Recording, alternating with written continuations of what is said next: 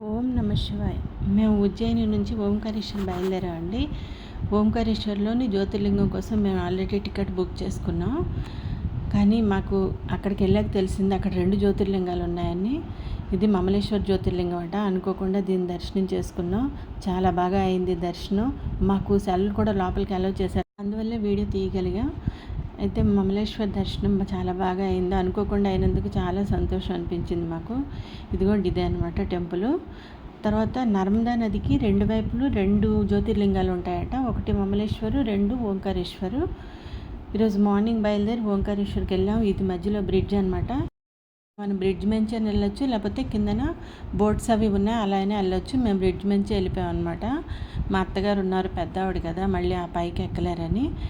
Bridge నుంచి ఇలా వెళ్తుంటే మార్నింగ్ కదా, చాలా బాగుంది ఇదంతాను. ఇలాగా ఈ బోట్ల మీద కూడాను అటువైపుకు వెళ్ళొచ్చు. 2 వైపులు 2 జ్యోతిర్లింగాలు ఉన్నాయన్నమాట. నాకు తెలిసి ఇలాగ 2 జ్యోతిర్లింగాలు ఒకే దగ్గర ఉండడం ఇదే ఫస్ట్ టైం అని అనుకుంటున్నాను నేను.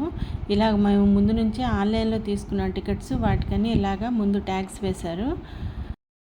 ఇక్కడ జ్యోతిర్లింగ దర్శనం కూడాను బాగానే అయింది, కానీ చాలా రష్ ఉన్నారు. ఇక్కడ శ్రావణ మాసం, మన కార్తీక మాసం ఎలాగో ఇక్కడ శ్రావణ మాసం అలా.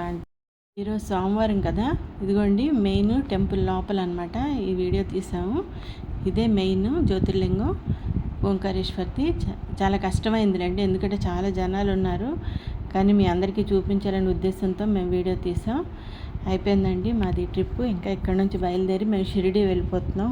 ఓం నమ శివాయ్.